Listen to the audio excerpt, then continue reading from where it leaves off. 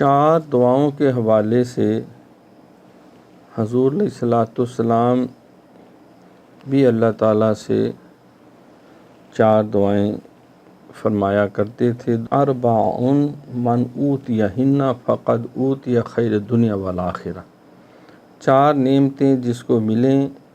وہ مطمئن رہے کہ دنیا اور آخرت کی اللہ نے ہر بھلائی اس کو عطا کر دی ہے۔ سب سے پہلے فرمایا قلباً شاکراً، شکر کرنے والا دل، ولساناً ذاکراً،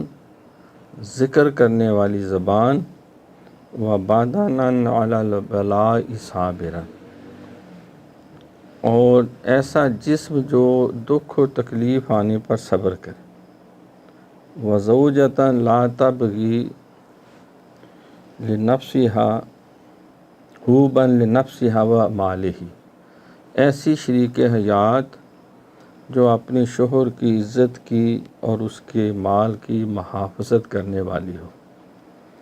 تو یہ بھی 4 دعائیں